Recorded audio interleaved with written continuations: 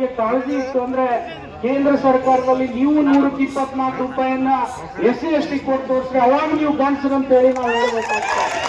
ಅಲ್ಲಿಯವರೆಗೆ ಇಂಥ ಕುಹಕ ಬುದ್ಧಿಗಳ ಮಾತುಗಳನ್ನಾಡಿ SC/STಗಳ ಹೆಸರ ಮೇಲೆ ರಾಜಕಾರಣ ಮಾಡಿ ಇವತ್ತು ಯಾರದೇ ಚಾರಿತ್ರ್ಯನ್ನ ಒಡೆ ಮಾಡ್ತಕ್ಕಂಥ ಕೆಲಸ ಮಾಡ್ತಾ ಇದ್ದಾರೆ. ಇವತ್ತು ನನಗೆ ನೋವು ಅನ್ನಿಸ್ತದೆ, ಯಾವ ಮುಖ್ಯಮಂತ್ರಿ ಸತತವಾಗಿ 6 ವರ್ಷ ಈ ರಾಜ್ಯವನ್ನು ಆಳಿದ್ದಾರೆ, ಅವ್ರು ಮನಸ್ಸು ಮಾಡಿದ್ರೆ 3 ಎಕರೆ ಜಮೀನಲ್ಲ, 30 ಎಕರೆ ಅಲ್ಲ, 300 ಎಕರೆ ಮಾಡಬಹುದಿತ್ತು. ಆದ್ರೆ ದುರುದ್ದೇಶದಿಂದ ಯಾರೋ ಅವ್ರ ಪತ್ನಿಗೆ ಅವ್ರ ಅಣ್ಣ ಕೊಟ್ಟಿರ್ತಕ್ಕಂಥ ಜಾಗದ ಮೇಲೆ ಒಂದು ಗುನ್ನೆಯನ್ನ ದಾಖಲು ಮಾಡಿ ಇವತ್ತು ಸರ್ಕಾರ ಅಲ್ಲಾಡಿಸ್ತಕ್ಕಂಥ ಕೆಲಸ ಮಾಡ್ತಾ ಇದ್ದಾರೆ. ನಾನು ಒಂದು ಮಾತನ್ನ ಹೇಳಬೇಕಾಗ್ತದೆ, ಕರ್ನಾಟಕ ಜನ ನಿಮ್ಮನ್ನ ಬಹಳ ಕಣ್ಣಲ್ಲಿ ಕಣ್ಣಿಟ್ಟು ನೋಡ್ತಾ ಇದ್ದಾರೆ. ನೀವು ಮಾಡಿರ್ತಕ್ಕಂಥ ಕೃತ್ಯಕ್ಕೆ ಇವತ್ತು ನಿಮಗೆ 2023ರಲ್ಲಿ ಮನೆ ಕಳಿಸಿರ್ತಕ್ಕಂಥದ್ದು ಬೊಮ್ಮಾಯಿ ಅವರು ಮರಿಬಾರ್ದು ಅಂತ ಹೇಳಿ ಈ ಸಂದರ್ಭದಲ್ಲಿ ನಾನು ಹೇಳಬೇಕಾಗ್ತದೆ. ಇವತ್ತು ಈ ಜಾಗ ನಾವು ಕಾಂಗ್ರೆಸ್ದವ್ರು ಕೊಟ್ಟಿಲ್ಲ, ಸಿದ್ದರಾಮಯ್ಯನವ್ರಿಗೆ ಬೊಮ್ಮಾಯಿ ಅವರೇ ಕೊಟ್ಟಿದ್ದಾರೆ ಮುಖ್ಯಮಂತ್ರಿಗಳಾಗಿದ್ದಾಗ. ಅಂಥವ್ರು ಇವತ್ತು ರಾಜ್ಯಪಾಲರ ಮುಖಾಂತರ ಈ ಕೇಸನ್ನ ದಾಖಲು ಮಾಡಿಸ್ತಕ್ಕಂಥ ಕೆಲಸ ಮಾಡ್ತಾ ಇದ್ದಾರೆ. ಈ ಕೇಸ್ ದಾಖಲು ಮಾಡಿದ್ರೆ ಸಿದ್ದರಾಮಯ್ಯನವ್ರಿಗೆ ಏನಾಗೋದಿಲ್ಲ. ಏನಾರೆ ಅಕಸ್ಮಾತ್ ನೀವು ದುರುದ್ದೇಶದಿಂದ ರಾಜ್ಯಪಾಲರನ್ನ ಉಪಯೋಗ ಮಾಡಿ ಅಸಂವಿಧಾನಿಕವಾಗಿ ಅಧಿಕಾರ ಹಿಡಿಲಿಕ್ಕೆ ಹೋದ್ರೆ ನಿಮ್ಗೆ ಒಂದು ಮಾತನ್ನು ನಾನು ಹೇಳಬೇಕಾಗ್ತದೆ. ಇವತ್ತು ಕರ್ನಾಟಕ ಜನ ನಮ್ಮನ್ನ ಚುನಾವಣೆಯಲ್ಲಿ 136 ಗೆಲ್ಲಿಸಿದ್ದಾರೆ. ಅಕಸ್ಮಾತ್ ನೀವೇನಾದ್ರೂ ಈ ಪ್ರಯತ್ನ ಮಾಡಿದ್ರೆ 100-200 ಮತ್ತೆ ಶಾಸಕರನ್ನು ಈ ರಾಜ್ಯ ಜನ ಆಯ್ಕೆ ಮಾಡ್ತಾರೆ ಅನ್ನತಕ್ಕಂಥ ಮಾತನ್ನ ಬಿಜೆಪಿ ಅವರು ಮರಿಬಾರ್ದು. ಇಂಥ ಸಣ್ಣತನದ ಅನೇಕ ರಾಜ್ಯಗಳಲ್ಲಿ ಇವತ್ತು ಗೋವಾ ಹಿಡ್ಕೊಂಡು ಎಲ್ಲ ರಾಜ್ಯಗಳಲ್ಲಿ ಅವ್ರು ನೇರವಾಗಿ ಚುನಾವಣೆ ಗೆಲ್ಲಿಲ್ಲ. ಇಂಥ ಶಾಸಕರನ್ನೇ ಖರೀದಿ ಮಾಡೋದು, ಇಂಥ ಕೆಲಸ ಮಾಡಿ ಇವತ್ತು ರಾಜ್ಯದಲ್ಲಿ ಅಧಿಕಾರ ಹಿಡಿದಿದ್ದಾರೆ.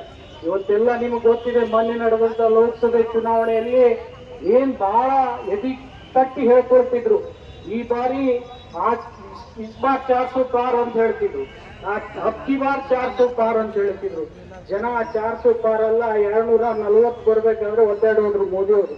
ಮುಂದಿನ ಸರ್ತಿ ಇದೇ ಚುನಾವಣೆಗೆ ನಿಂತ್ರೆ ಅವ್ರ ವಿರೋಧ ಪಕ್ಷದಲ್ಲಿ ಕೂಡುದು 100ಕ್ಕೆ 100 ನಿಶ್ಚಿತ ಅಂತಂದ್ರೆ ಅದು ತಪ್ಪಾಗ್ಲಿಕ್ಕಿಲ್ಲ. ಅಂತ ವಾತಾವರಣ ಇವತ್ತು ಇಡೀ ದೇಶದಲ್ಲಿ ಇವತ್ತು ಜನ ಏನ್ ನಾವು ಬಿಜೆಪಿ ಓಟ್ ಹಾಕಿ ತಪ್ಪು ಮಾಡಿದೀವಿ ಅಂತಕ್ಕಂಥ ಮಾತನ್ನ ಹೇಳ್ತಾ ಇದ್ದಾರೆ.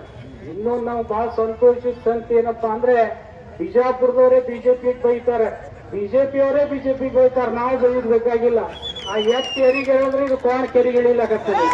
ಇಂಥ ಒಂದು ಬಿಜೆಪಿಯಲ್ಲಿ ಅನಾಹುತದ ಸಂಗತಿ ಇದೆ, ನಿಮ್ಗೆಲ್ಲ ಗೊತ್ತಿದೆ. ಅಂತದನ್ನ ಮರೆತು ಯಾರು ಈ ರಾಜ್ಯದ ಬಡವರ ಹಿತವನ್ನ ಕಾಪಾಡ್ತಿದ್ರು, ನಿಮ್ಗೆಲ್ಲ ಆಶ್ಚರ್ಯ ಆಗ್ತದೆ.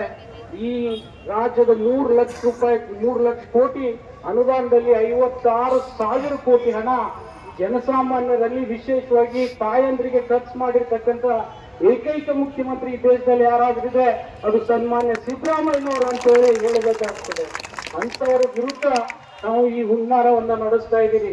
ಇವತ್ತು ಇಡೀ ಕಾಂಗ್ರೆಸ್ ಪಕ್ಷ ಅವರ ಜಗಲಿಗೆ ಹೆಗಲು ಕೊಟ್ಟು ಬೆನ್ನಿಗೆ ನಿಂತಿದೆ. ಅಷ್ಟೇ ಅಲ್ಲ, ಬರೇ ಜನ ಶಾಸಕರು ಅಷ್ಟೇ ಅಲ್ಲ, ಇಡೀ ಕರ್ನಾಟಕ ಜನ ಇವತ್ತು ಸಿದ್ದರಾಮಯ್ಯನವ್ರ ಜೊತೆ DK ಶಿವಕುಮಾರ್ ಜೊತೆ ಇದೆ ಅಂದ್ರೆ ಅದು ತಪ್ಪಾಗ್ಲಿಕ್ಕಿಲ್ಲ ಅಂತ ನಾನು ಹೇಳಬೇಕಾಗ್ತದೆ.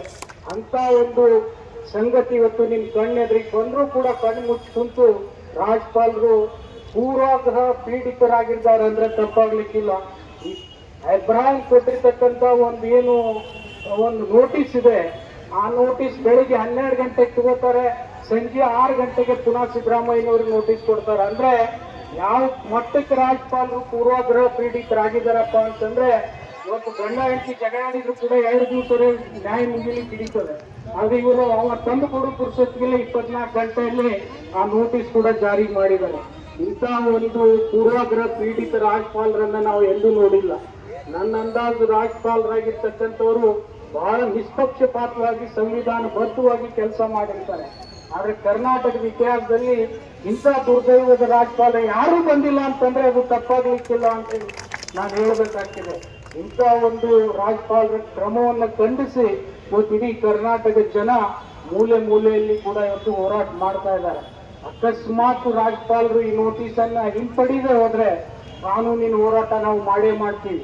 ಆದ್ರೆ ರಾಜ್ಯಪಾಲರಿಗೆ ಒಂದು ಮಾತನ್ನ ನಾವು ಹೇಳಬೇಕಾಗ್ತದೆ, ನೀವು ಕರ್ನಾಟಕದ ಇತಿಹಾಸದಲ್ಲಿ ಹಿಂದೆ ಯಾವ ರೀತಿ ಬೊಮ್ಮಾಯಿ ಸರ್ಕಾರ ಇದ್ದಾಗ ರಾಜ್ಯಪಾಲರು ತಪ್ಪು ಮಾಡಿದ್ರು, ಅದಕ್ಕಿಂತ ದೊಡ್ಡ ತಪ್ಪನ್ನ ಈ ರಾಜ್ಯಪಾಲರು ಮಾಡ್ತಾ ಇದ್ದಾರೆ ಅಂದ್ರೆ ಅದು ತಪ್ಪಾಗ್ಲಿಕ್ಕಿಲ್ಲ ಅಂತ ನಾನು ಹೇಳ್ಬೇಕಾಗ್ತದೆ.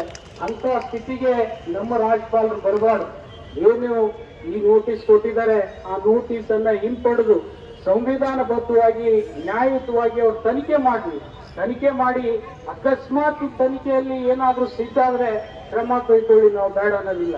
ಆದ್ರೆ ರಾಜ್ಯಪಾಲರ ಕಚೇರಿ ಮುಖಾಂತರ ಇಂಥ ಒಂದು ದುರುದ್ದೇಶದ ಕೆಲಸಕ್ಕೆ ಕೈ ಹಾಕಿದ್ರೆ ಈ ಸರ್ಕಾರ ಸುಮ್ಮನೆ ಇರೋದಿಲ್ಲ, ಜೊತೆ ಕಾಂಗ್ರೆಸ್ ಪಕ್ಷ ಸುಮ್ಮನೆ ಇರೋದಿಲ್ಲ ಅನ್ನತಕ್ಕಂಥ ಮಾತನ್ನ ಕೇಂದ್ರ ಸರ್ಕಾರಕ್ಕೆ ಮತ್ತು ರಾಜ್ಯ ಸರ್ಕಾರಕ್ಕೆ ನಾವು ಮನವರಿಕೆ ಮಾಡಿಕೊಡ್ತಾ ಇದ್ದೀವಿ. ಇವತ್ತು ನಿಮ್ಗೆ ಹೇಳ್ಬೇಕಪ್ಪ ಅಂತಂದ್ರೆ ಎಲ್ಲಿ ಬಂದಿದೆಪ್ಪ ಅಂದ್ರೆ ಬಿಜೆಪಿ ಅವ್ರ ಸ್ಥಿತಿ ಇವತ್ತು ಲೋಕಸಭೆ ಕೂಡ ಎದುರಿಸ್ತಕ್ಕಂಥ ಸ್ಥಿತಿ ಇವತ್ತು ಬಿಜೆಪಿಗೆ ಉಳಿದಿಲ್ಲ. ನಿಮ್ಗೆ ಗೊತ್ತಿದೆ, ಇಲ್ಲಿ ಕಳೆದ 2014ರಿಂದ 2023ವರೆಗೆ ಮೋದಿ ಅವರು ಯಾವ ರೀತಿ ಒಂದು ಸರ್ಕಾರ ನಿರ್ವಹಣೆ ಮಾಡಿದ್ರಪ್ಪ ಅಂತಂದ್ರೆ ಒಂದೊಂದು ಜಾತಿ ಹೆಸರ ಮೇಲೆ ಈ ಸರ್ಕಾರಗಳನ್ನ ನಡೆಸಿದ್ರು. ನಿಮ್ಗೆಲ್ಲ ಗೊತ್ತಿದೆ ಯಾವ ರೀತಿ ಒಂದು ಸಮಾಜಕ್ಕೆ ತುಚ್ಛವಾಗಿ ಮಾತನಾಡಿದ್ರು. ಅದನ್ನು ಕೂಡ ನಾವು ಖಂಡಿಸಬೇಕಾಗ್ತದೆ. ಯಾಕಂದ್ರೆ ಈ ದೇಶ ಎಲ್ಲ ಜಾತಿಯಿಂದ ಕೂಡಿರ್ತಕ್ಕಂಥ ದೇಶ.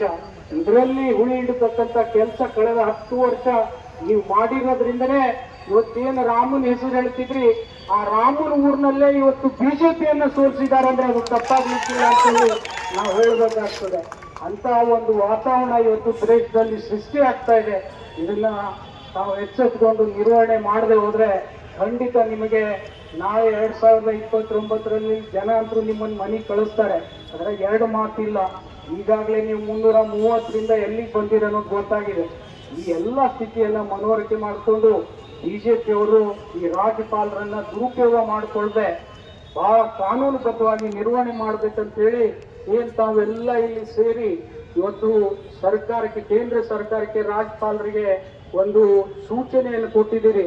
ಖಂಡಿತ ಇಡೀ ಕಾಂಗ್ರೆಸ್ ಪಕ್ಷದ ವತಿಯಿಂದ ನಿಮ್ಗೆಲ್ಲರಿಗೂ ನಾವು ಕೃತಜ್ಞತೆಯನ್ನ ಹೇಳಲಿಕ್ಕೆ ಇಚ್ಛೆ ಪಡ್ತಾ ಇದ್ದೀವಿ. ಈ ಸಂದರ್ಭದಲ್ಲಿ ಎಲ್ಲ ಕಾರ್ಯಕರ್ತರು ಒಗ್ಗಟ್ಟಾಗಿ ಇವತ್ತೇನು ಅಸಂವಿಧಾನಾತ್ಮಕವಾಗಿ ರಾಜ್ಯಪಾಲರು ನಿರ್ವಹಣೆ ಮಾಡ್ತಾ ಇದ್ದಾರೆ ಅದಕ್ಕೊಂದು ಸಂದೇಶವನ್ನ ಈ ವೇದಿಕೆ ಮುಖಾಂತರ ಕಳಿಸ್ಲಿಕ್ಕೆ ಎಲ್ಲ ಕಾಂಗ್ರೆಸ್ ಕಾರ್ಯಕರ್ತರು, ಅಹಿಂದ ಕಾರ್ಯಕರ್ತರು ಮಾಡಿರ್ತಕ್ಕಂಥ ಎಲ್ಲ ಪಕ್ಷದ ಹಿತೈಷಿಗಳಿಗೆ ನನ್ನ ವತಿಯಿಂದ, ಸರ್ಕಾರದ ವತಿಯಿಂದ ಕೃತಜ್ಞತೆಯನ್ನು ಸಲ್ಲಿಸಿ ಇವತ್ತು ಇನ್ನೊಂದು ಬಹಳ ನೋವಿನ ಸಂಖ್ಯೆ ಏನಪ್ಪಾ ಅಂದ್ರೆ ನಮ್ಮೆಲ್ಲರ ಹಿರಿಯರಾದಂಥ ಭೀಮ್ಸಿ ಕಲಾದಿಗೆ ಅಣ್ಣ ಅವ್ರನ್ನ ನಾವು ಕಳ್ಕೊಂಡಿದ್ದೀವಿ. ಈ ಬಿಜಾಪುರ ಜಿಲ್ಲೆ ಒಬ್ಬ ಕಮ್ಯುನಿಸ್ಟ್ ಪಕ್ಷ ಮತ್ತು ರೈತ ಸಂಘದ ಹೋರಾಟಗಾರರನ್ನ ಕಳ್ಕೊಂಡು ಬಹಳ ದುಃಖ ಸ್ತಬ್ಧದಲ್ಲಿ ಇರ್ತಕ್ಕಂಥ ಸಂದರ್ಭದಲ್ಲಿ ಅವರ ಆತ್ಮಕ್ಕೆ ಶಾಂತಿ ಸಿಗ್ಲಿ ಅಂತೇಳಿ ನಾನು ಕೂಡ ಹಾರೈಸಿ ನನ್ನ 4 ಮಾತುಗಳನ್ನು ಮುಗಿಸ್ತಾ ಇದ್ದೀನಿ. ಜೈ ಹಿಂದ್, ಜೈ ಕರ್ನಾಟಕ.